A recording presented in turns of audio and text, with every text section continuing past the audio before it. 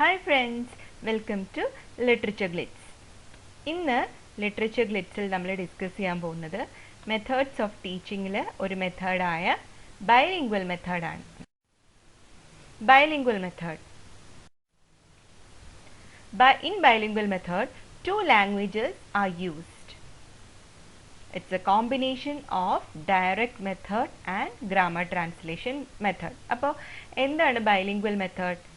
As the word suggests, by രണ്ട് languages ആണ് use ചെയ്യുന്നത്. അതായത് നമ്മളുടെ ടാർഗറ്റ് ലാംഗ്വേജ് ഏത് ലാംഗ്വേജ് ആണോ പഠിക്കാൻ ഉദ്ദേശിക്കുന്നത്, ഇപ്പോൾ നമ്മുടെ ഇംഗ്ലീഷ് പെഡഗോജിയുടെ കേസിൽ ഇംഗ്ലീഷ് ലാംഗ്വേജ് പഠിക്കാൻ നമ്മുടെ മദർ ടങ്ങും യൂസ് ചെയ്യും. അതായത് both the languages are mixed. അപ്പം നമുക്കറിയാം ഡയറക്റ്റ് മെത്തേഡിൽ നമ്മൾ മദർ ടങ് യൂസ് ചെയ്യാറേ ഇല്ല. And in grammar translation method നമ്മൾ എന്ത് ചെയ്യുന്നു, വേർഡ് ബൈ വേർഡ് അല്ലെങ്കിൽ സെൻറ്റൻസ് ബൈ സെൻറ്റൻസ് നമ്മൾ എന്ത് ചെയ്യുന്നു, ട്രാൻസ്ലേറ്റ് ചെയ്ത് പഠിപ്പിക്കുന്നു.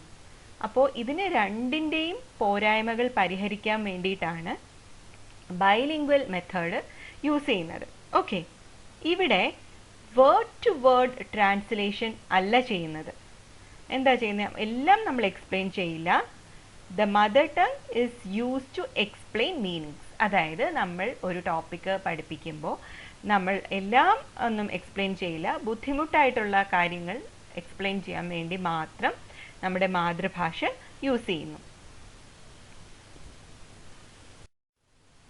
ഓക്കെ, ഈ ഒരു മെത്തേഡിൽ only teacher can use mother tongue. അതായത് കുട്ടികൾക്ക്, സ്റ്റുഡൻസിന് മദർ ടങ് യൂസ് ചെയ്യാനേ പാടില്ല. ടീച്ചേഴ്സ് അവർക്ക് ഡൗട്ടുള്ള പോർഷൻസ് മലയാളത്തിൽ എക്സ്പ്ലെയിൻ ചെയ്ത് കൊടുക്കുന്നു. Unit of teaching is sentence. ഇവിടെ യൂണിറ്റ് ഓഫ് ടീച്ചിങ് സെൻറ്റൻസ് ആണ്. അപ്പോൾ നമ്മൾ ഗ്രാമർ ട്രാൻസ്ലേഷൻ മെത്തേഡിൽ യൂണിറ്റ് ഓഫ് ടീച്ചിങ് എന്തായിരുന്നു, വേർഡായിരുന്നു അല്ലേ. ഡയറക്റ്റ് മെത്തേഡിൽ it was sentence. And in this method bilingual മെത്തേഡിലും യൂണിറ്റ് ഓഫ് ടീച്ചിങ് സെൻറ്റൻസ് ആണ്. ഓക്കെ, നെക്സ്റ്റ് പോയിന്റ് വളരെ ഇമ്പോർട്ടൻ്റ് ആയിട്ടുള്ള പോയിന്റ് ആണ് 3Ps. അതായത് 3 സ്റ്റെപ്സ് ആണ് ഈ ബൈലിംഗ്വൽ മെത്തേഡിനുള്ളത്. First step presentation, second step practice and third step product.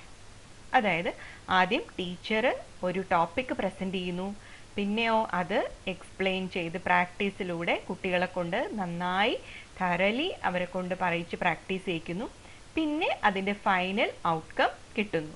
Okay, so the 3 steps in bilingual method is presentation, practice and product.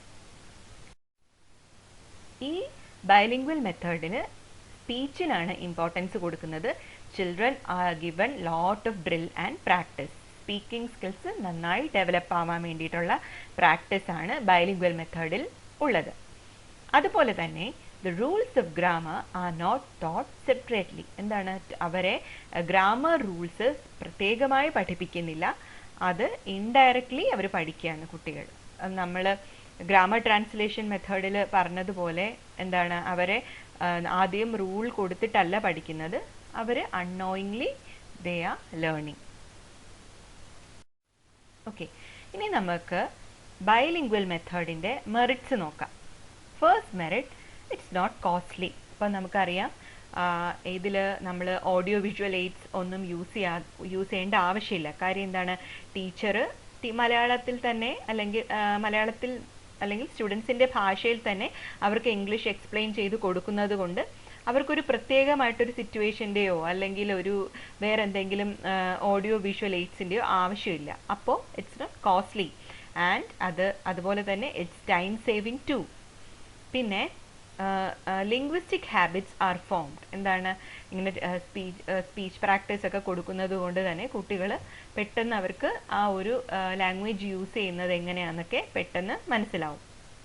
And no need of trained teachers too. അതായത് നമ്മുടെ ഇപ്പോൾ direct മെത്തേഡിലൊക്കെ നല്ലതായി train ചെയ്ത teachers ആണെങ്കിലേ പറ്റുള്ളൂ. പക്ഷേ ഇവിടെ subject knowledge നല്ലപോലെ ഉണ്ടായാൽ മതി. ലാംഗ്വേജിൽ ഭയങ്കരമായിട്ടുള്ള ലാംഗ്വേജ് സ്കില്ലിനേക്കാൾ കൂടുതൽ കോണ്ടന്റ് നോളജ് ആണ് ടീച്ചർക്ക് ആവശ്യം. And it also ensures accuracy and fluency. Now let's see some demerits. Students are passive. അതായത് ഈ ഒരു ബൈലിംഗ്വൽ മെത്തേഡ് യൂസ് ചെയ്യുമ്പോൾ ടീച്ചേഴ്സ് ആണ് വായിച്ചിട്ട് അത് എക്സ്പ്ലെയിൻ ചെയ്ത് കൊടുക്കുന്നത്. അപ്പോൾ ചിൽഡ്രൻ ആർ പാസീവ്. അതുപോലെ തന്നെ reading and writing skills are ignore. നമ്മൾ നേരത്തെ പറഞ്ഞു സ്പീക്കിങ്ങിന് ഇമ്പോർട്ടൻസ് കൊടുക്കുന്നത് കാരണം തന്നെ അവരുടെ കമ്മ്യൂണിക്കേഷൻ സ്കിൽ ഒക്കെ ഉണ്ടാവുമെങ്കിലും റീഡിംഗ് ആൻഡ് റൈറ്റിംഗ് സ്കിൽസിന് ഒട്ടും പ്രാധാന്യം കൊടുക്കുന്നില്ല. Then there will be confusion between both languages. അതായത് ഇപ്പോൾ രണ്ട് ഭാഷയിലെയും വാക്കുകൾ തമ്മിലും അല്ലെങ്കിൽ സെൻറ്റൻസ് ഫോർമേഷനിലും അങ്ങനെയൊക്കെയുള്ള ഗ്രാമറിലും ഒക്കെ കുട്ടികൾക്ക് സംശയമുണ്ടാവാം. അതുപോലെ തന്നെ ഇപ്പം ഏത് ലാംഗ്വേജ് ആണോ ഇൻട്രസ്റ്റ് ആ ഒരു ലാംഗ്വേജിൽ കൂടുതൽ ശ്രദ്ധ കൊടുക്കാനും മറ്റേ ലാംഗ്വേജിന് അത്രത്തോളം ശ്രദ്ധ കൊടുക്കാതെ ഇൻട്രസ്റ്റ് ഇല്ലാത്തത് കാരണം അധികം ശ്രദ്ധിക്കാതിരിക്കാനുള്ള ചാൻസസും ബൈലിംഗ്വൽ മെത്തേഡിൽ സാധ്യതയുണ്ട്. And it is not suitable for higher classes. അതൊരു വളരെ പ്രധാനപ്പെട്ട കാര്യമാണ്. നമ്മൾ ഹയർ ക്ലാസ്സസ് ഒക്കെ വരുമ്പോൾ നമ്മൾ മലയാളത്തിൽ എക്സ്പ്ലെയിൻ ചെയ്ത് കൊടുക്കാൻ കഴിയില്ല. Okay friends, thank you for watching. Please keep supporting.